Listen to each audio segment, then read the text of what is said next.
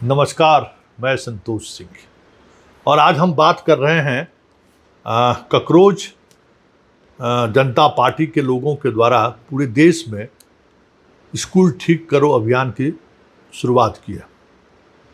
कई स्टेट की सरकार असहज महसूस कर रही है। कई जगह स्टेट की सरकार ने, राजस्थान जैसी सरकार ने, बिहार जैसी सरकार ने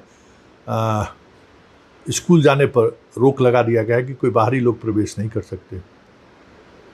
इसमें हमें लगता है कि जो भी वजह रहा हो, लेकिन एक बात जो हम कहना चाहते हैं राज्य की सरकार से भी और केंद्र की सरकार से भी, अपनी नाकामी छुपाने का ये तरीका सही नहीं है। और आज राजस्थान में जो कुछ भी हुआ है और जिस तरीके से ककरोच जनता पार्टी के प्रवक्ता के साथ व्यवहार हुआ है, मारपीट हुई है, मोदी जी रोक लीजिए इसको। अभी देर रात आकर आपको माफ़ी मांगनी पड़ रही है, आपको रील्स बनाना पड़ रहा है। देश को आप जिस दिशा में ले जाना चाहते हैं, अगर इस तरीके की चीज़ें अगर बढ़ी तो फिर वो अराजकता की तरफ देश बढ़ जाएगा। 2047 में आप विश्व के नंबर 1 देश बनाने की बात करते हैं, लेकिन ये प्रवृत्ति रही तो फिर देश कहिए कि 74 के आंदोलन की तरफ बढ़ जाएगा। ये व्यवहार कहाँ से? अब देखिए ना, जिस स्कूल को लेकर आज ये गया था प्रवक्ता, यही स्कूल है। इस स्कूल में ज़मीन पर नीचे बैठकर बच्चे पढ़ रहे हैं, राजस्थान के जिस गांव में वो गए। और आप हालात देखिए, और आप अपनी नाकामी छुपाने के लिए आप मारपीट को उतारू हो जा रहे हैं। मारपीट आपने किया, जो चीज़ें आप दिख रही हैं, देखिए प्लीज़ इस देश को नेपाल बनने से रोक लीजिए। सुप्रीम कोर्ट में वैसे ही ककरोच कह के जिस तरीके से तमाचा मारा है ककरोच जनता पार्टी बनाकर, शिक्षा मंत्री का इस्तीफा हुआ, मनन मिश्रा को अपोलॉजी करना पड़ा, चीफ जस्टिस 2 जगह जाने का कार्यक्रम उनका रहा, दोनों जगह कार्यक्रम उनका रद्द करना पड़ा। तो ये सही नहीं है, क्योंकि अगर कोर्ट पर से लोगों का भरोसा उठ रहा है और इस तरीके से उठ रहा है, तब तो बहुत मुश्किल होगा। इसलिए देश के सामने बड़ी चुनौती है पूरे इंस्टीट्यूशन को बनाए रखना। पूरे देश के सामने सबसे बड़ी चुनौती है कि उस इंस्टीट्यूशन पर से जो लोगों का विश्वास खत्म हो रहा है, उस विश्वास को बनाए रखना। और ठीक है, ककरोच पार्टी के तरीके, आंदोलन के तरीके पर आप ऐतराज़ कर सकते हैं कि स्कूल जाने की क्या जरूरत है, लेकिन क्या आज़ादी के 80 साल बाद भी गाँव में आप एक स्कूल व्यवस्थित तरीके से देने की स्थिति में नहीं है? तो फिर इस लोकतंत्र और इस आज़ादी के होने और नहीं होने का मतलब क्या है? सवाल है ना, सवाल बनता है ना, इसका मतलब क्या है जब आप एक स्कूल नहीं दे पा रहे हैं? और अगर इस तरीके के अभियान से सरकार एक्सपोज हो रही है, तो मोदी जी सरकार को एक्सपोज होने दीजिए सरकार को। सच्चाई तो सामने आना चाहिए कि हमारे गरीब के बच्चों का हालात क्या है, जो सुबह जिनको कहा जाता है कि भाई पहले वोट तब बाकी चीज़, नाश्ता वगैरह बाद में, पहले जाके वोट गिराइए, नारा देते हैं। आप भी अपील करते हैं कि ज़्यादा से ज़्यादा लोग आइए और वोट करिए। किस लिए वोट करिए, किसके लिए वोट करिए, जब आप एक स्कूल देने की स्थिति में नहीं है, एक स्वास्थ्य केंद्र देने की स्थिति में नहीं है? तो फिर मुफ्त का रेवड़ी बांट कर कब तक आप सरकार चलाएंगे? लोगों के खाते में पैसे पहुंचाकर कब तक आप सरकार चलाएंगे?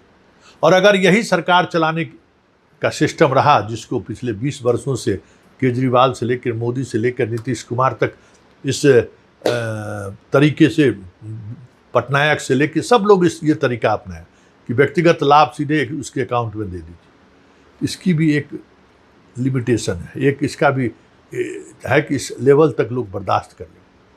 अब ये राजनीति भी खत्म हो रही है। लाभुक योजना के सहारे अब आज की पीढ़ी को आप अपने साथ ज़्यादा देर तक जोड़ नहीं पाएंगे। ये बात अब साफ दिखने लगी है। और ऐसे में यह सवाल उठना लाजमी है कि ककरोच जनता पार्टी के इस अहिंसात्मक कार्रवाई को अगर आप अपने पार्टी कार्यकर्ताओं के द्वारा अगर हिंसा का सहारा लिया जा रहा है और पार्टी से लेकर सरकार तक अगर चुप बैठी रहती है, जिस तरीके से राजस्थान सरकार बैठी हुई है, तो फिर ये देश को आप अराजकता की तरफ ले जाना चाहते हैं। और फिर जब एक बार अराजकता की तरफ देश बढ़ गया तो न सेना देश को कंट्रोल कर पाएगी, न पुलिस कंट्रोल करेगी, न सीआरपीएफ में बीएसएफ। कई उदाहरण हैं। बहुत ठीक है, अपना देश बहुत बड़ा है, तो जो नेपाल छोटा ही देश है, लेकिन देश बड़ा है तो आबादी भी बड़ी है, 140 करोड़ आबादी है। अगर ये स्थिति रही और अराजकता की तरफ देश बढ़ा और करोड़ों लोग सड़क पर उतर आए तो पूरी व्यवस्था ठप हो जाएगी। इसलिए इन सब चीज़ों को रोका जाए। ये हिंसा के सहारे किसी का जुबान बंद करने की प्रवृत्ति सही नहीं है। हिंसा, किसी भी तरीके की हिंसा सही नहीं है। अगर ककरोच जनता पार्टी एक्सपोज करना चाहती है तो ऐसा थोड़ी है कि सिर्फ बीजेपी के ही सरकार में एक्सपोज हो रहा है। झारखंड में भी लोग एक्सपोज कर रहे हैं, बिहार में भी कर रहे हैं, यूपी में भी कर रहे हैं, कर्नाटक में भी, महाराष्ट्र में भी, सभी राज्यों में किया जा रहा है और होना चाहिए। सरकार से मतलब नहीं है, व्यवस्थाएं बदलनी चाहिए और इसके लिए सरकार को जिम्मेवार बनना पड़ेगा। कि आप एक स्कूल नहीं दे पा रहे हैं, आप बताइए ना, 80 साल बाद गांव में लोग, बच्चे नदियों को पार कर कर के पिता के कंधे पर बैठ कर जा रहा है स्कूल पढ़ने के लिए। पूरे रास्ते स्कूल तक जाने के लिए रास्ते नहीं है, बिल्डिंग नहीं है, पेड़ के नीचे बच्चे पढ़ रहे हैं। मध्याह्न भोजन सरकार दे देती है, सोचती है कि यही पोशाक, साइकिल, छात्रवृत्ति दे दिए। न शिक्षक है, न क्लासरूम है, न ब्लैक बोर्ड है जिस पर बच्चों को कुछ पढ़ाया जा सके। इस लाभुक योजनाओं के सहारे कितने दिन सरकार चलाएगी देश को? सवाल है ना कि आप जनता को पैसा डायरेक्ट देकर आप जनता को करप्ट कर रहे हैं।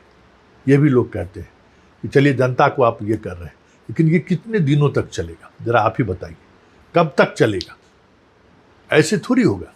अब आप जरा सोचिए, जरा इन चीज़ों को समझिए कि ये प्रवृत्ति प्लीज़ मोदी जी रुकाया जाए। ये हिंसा को बढ़ावा दिया जा रहा है और हिंसा के बदले प्रति हिंसा अगर शुरू हो गया तो फिर बहुत मुश्किल होगा संभालना, क्योंकि ये इसको कोई सही नहीं ठहरा सकता है। भाई, आप इस स्कूल कैसा है, कैसा चल रहा है, ये जनता को जानने का हक है। आप स्कूल में कितने टीचर हैं, कितने बच्चे हैं, वहाँ के माहौल क्या है, यह जानने का हक है। और अगर ये ककरोच जनता पार्टी अगर इसको सामने लाना चाह रही है तो सिर्फ ऐसा ही नहीं सरकार सोचे कि मेरी बुराई सामने ला रहा है। सर सामने वो सच भी आना चाहिए जो ककरोच जनता पार्टी ला रही है। और ये सच हमें लगता है कि इन सब चीज़ों के सहारे एक अलग नज़रिए से देखे सरकार और एक बेहतर भारत बनाए।